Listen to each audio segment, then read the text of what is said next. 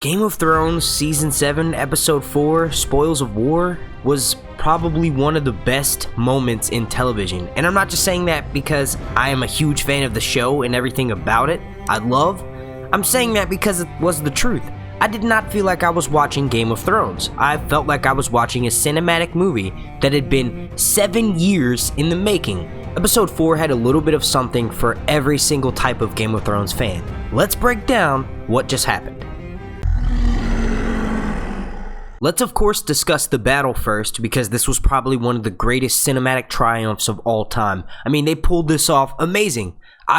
In my live stream, which if you did not catch it last night, I go live every Sunday after the episode, usually by 10:15 p.m. Eastern time. If you missed that, you can go ahead and click up here and that link will take you straight to that video. But basically, I mentioned my favorite moments from Daenerys and her dragons, and my number one favorite moment was when she was captured by the warlocks in Karth, and she was held prisoner, and she said Dracarys, and she had to have Drogon and Viserion and Rhaegal release their flames. That was my favorite moment of dragons. I know it's not a lot of people's favorite moment, but the reason why it was mine is because the dragons were small and they proved that they could triumph over insane odds.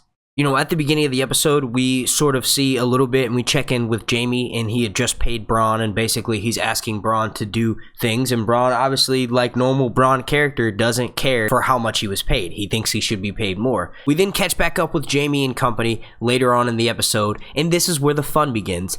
The scene starts with Randyll Tarly informing Jaime Lannister that all of the gold has made it through the gates of King's Landing, so that means that Cersei will be able to pay her debt to the Iron Bank, and then Daenerys shows up and ruins everyone's fun. Right before Dany arrives, we get a little bit of character progression with Jaime, where Randyll proposes the idea that they flog the slower troops in order to inspire everyone else to move faster so that they can complete their goal of getting supplies across Blackwater Bay quicker.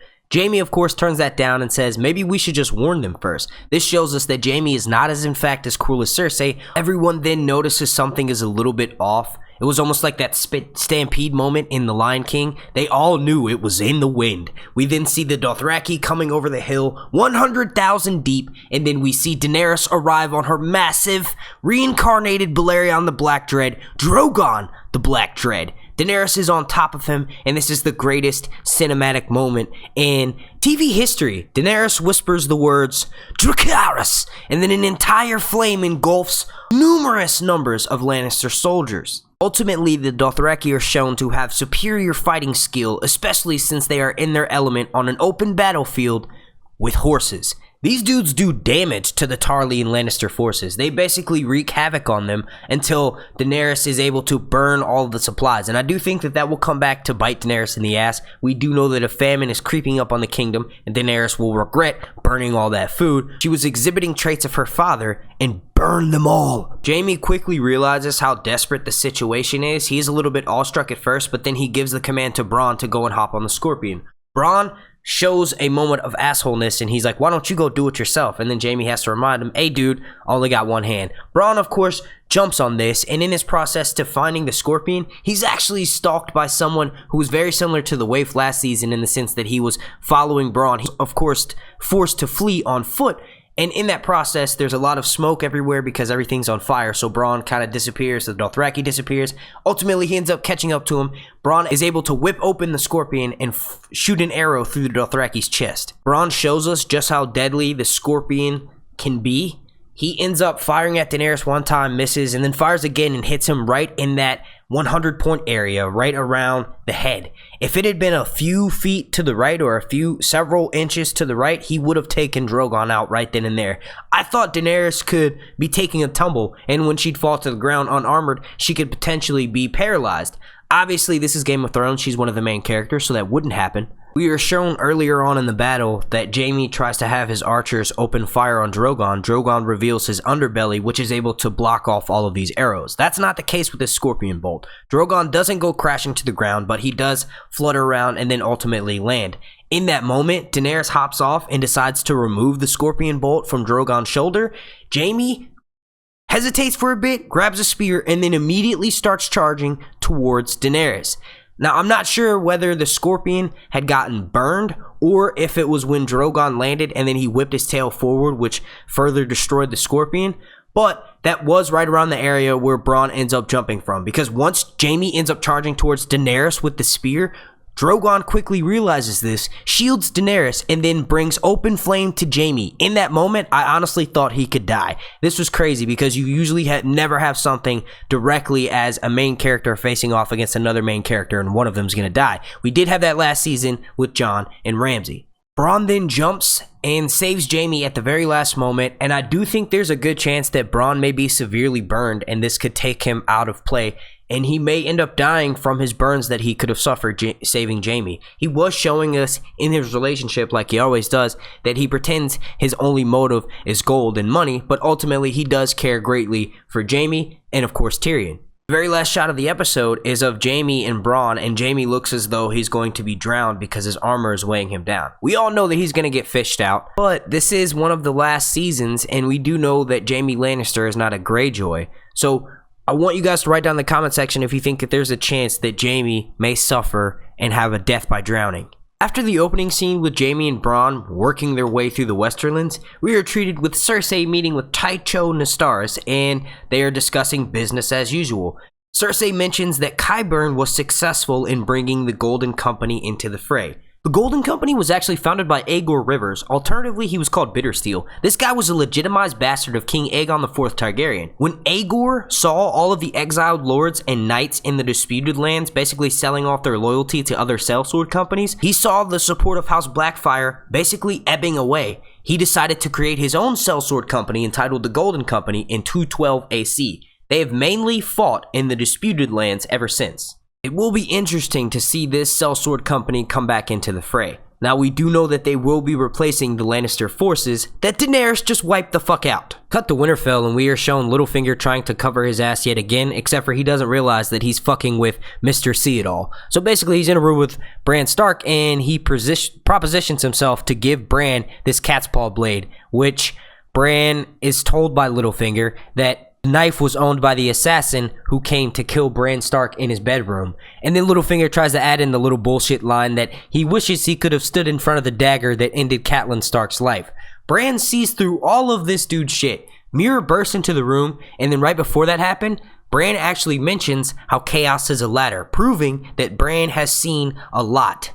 At this point, Littlefinger is probably wondering how much this dude knows, because he knows that that conversation was between only him and Varys, and there was no one else potentially in that room who could have relayed that information to Bran. So I'm sure Littlefinger's mind is running like a mile a minute. The scene that then ensues with Mira and Bran, I was a little bit disappointed in, not because of the acting or because of the writing, but because of the fact that this kind of pulls away Mira bringing her father into the fray. There is a chance that Mira may still be present in the next episode, and she could be at Winterfell, and Bran could mention, hey, it would be smart to gather as many forces as possible. Is Howland Reed able to procure an army? And then Mira would, of course, say, hey, well, let me go home and talk to him, and then I'll send word with the Raven. I do still think that there's a chance that we could see Howland Reed this season. It just may be in the Attorney at Harrenhal flash that I have my fingers crossed hoping we'll get.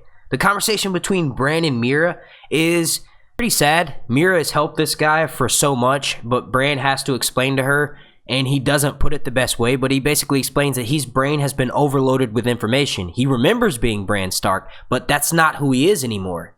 Mira then ends the conversation with, you died that night in the cave, which I think we all know is true, because that was the moment where Bloodraven was killed by the Night King, and he fully passed on his power to Bran. That basically was the moment that Bran Stark died and became Bloodraven. Then we are treated to Arya officially arriving home at Winterfell. She's hassled by the guards at the front gate, but those guys are goons. They turn their back for 1 second, and Arya slips away into the crypts of Winterfell. The goons then go inform Lady Stark that someone pretending to be her sister has arrived. By the description of who she asked for, Sansa knows immediately that's Arya, and she goes and meets her down in the crypts of Winterfell. They have a heart-touching reunion. Arya foreshadows that Sansa needs better guards coming up because she has a fight with Brienne, and she also says, do I have to call you lady now? Which I thought was awesome, because that further verifies what Dan and Dave said in the after show, that Arya is a killer, which is kind of always who she wanted to be, and Sansa is the Lady of Winterfell, which is also always who she wanted to be. Then in the next moment, in the Godswood, which has been a set place for many of triumphant House Stark moments, I honestly think that this moment is one of my favorites. This is the first time that we've seen 3 Starks, full-on Starks I might add, no bastards, all in the same scene since season 1. This hasn't happened since then, and of course Bran is in robot Blood Raven / Three-Eyed Raven mode, and he's being a little bit cold to both of them. Bran does in fact do his bit with Arya, the "I know what you did last summer and I've seen you in places where you didn't think I was watching." He does that bit with Arya, and it's ultimately brought up that Arya has a list and that most of the people on that list are dead. The most important moment out of this exchange between the Stark siblings is the fact that Arya is getting one of the last pieces to her armor / weapon set. Arya is given the Catspaw dagger by Bran. Bran brings up the fact that he was given it by Littlefinger, and Sansa remarks that Littlefinger does nothing without wanting something else in return. Bran gives the dagger to Arya and says what use does he have out of it because he's a cripple. Normally, I would agree with Sansa in this situation of the Catspaw dagger being exchanged, but I literally think that the only reason why Littlefinger gave Bran this dagger is to cover his own ass. Next to the Dracarys moment with Dany, this next scene that we're treated to is my favorite moment of the episode. Pod is being sort of bullied by Brienne, and I think she's taking a bit of her frustration out on Pod in this moment, but also it's because they know that the war for Dawn is getting closer, and Pod's training needs to be kicked into overdrive. So I do feel bad for Pod in this situation, but I'm glad that he's going to learn how to kick some serious White/White Walker ass. The moment I'm referring to is when Arya interrupts the conversation and said that she would like to train with Brienne. Brienne offers to go get a weapons master to train with Arya, but Arya reminds Brienne that she took a vow to Lady Catelyn to protect both of her daughters. Arya and Brienne begin to spar. Their fight scene, in my opinion, was the most well choreographed fight scene in all of Westeros. Now, I'm not talking about the battles, but I'm talking about one-on-one fights. That sparring match between Arya and Brienne was awesome. It showcased Arya's talent. She has been training to be since season 1. She has literally had almost 7 years of training, so it is a bit believable to me that since she has all of this murderer and assassin training, that yes, she could take on Brienne. Brienne was obviously holding back a bit, and also she was using a training sword. Arya has a fighting chance, which a lot of people may have an issue with because of Arya's size. They think that it would be a bit unbelievable, but look up the Conor McGregor and the mountain fight here on YouTube. The battle ends up concluding with Brienne giving a donkey kick to Arya. Arya jumps back up, and they both end the battle agreeably that their skill match may be equal. Sansa gives Arya this look of a little bit of worry, and then she walks away. I think that look of worry is because Arya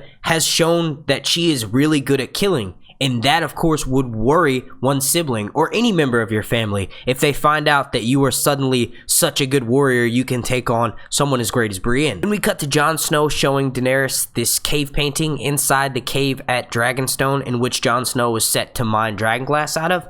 That cave painting actually shows us the first War for Dawn. Jon Snow uses the story of the First Men and the Children of the Forest coming together to defeat the White Walkers in modern day and present times in order to help him convince Daenerys that she needs to help with her dragons up north and fighting the White Walkers and the Night King. The convincing works for Daenerys. Daenerys, I think, will agree to, after she conquers Westeros, or after she takes over King's Landing and the people start bending the knee to her, she will in fact go help Jon. There's just one thing Jon has to do first, which is bend the knee. The question was raised in the chat many times, and the question was raised in my head when I was watching this.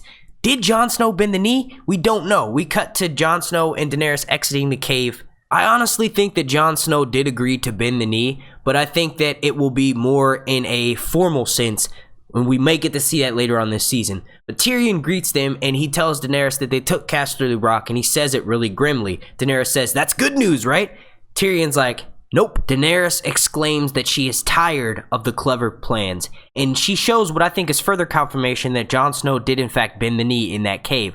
I think she asked for his advice because she has now appointed him to one of her advisors. He tells her that burning everything to the ground would not be the best plan. The last few scenes at Dragonstone, we are shown of Davos, Jon Snow, and Missandei all talking about why it is that Missandei follows Daenerys. Missandei explains that she chooses to follow Daenerys, and then she also claims that if she wanted to leave, Daenerys would give her a ship and allow her freely to do so. This opens the eyes to Jon and Davos that Daenerys is who she claims to be, and everyone that follows her chooses to follow her, not because they would be killed otherwise. Theon then shows up on the shores of Dragonstone, and I felt a little bit bad for Alfie Allen. He does this amazing job of portraying this puppy dog face on screen.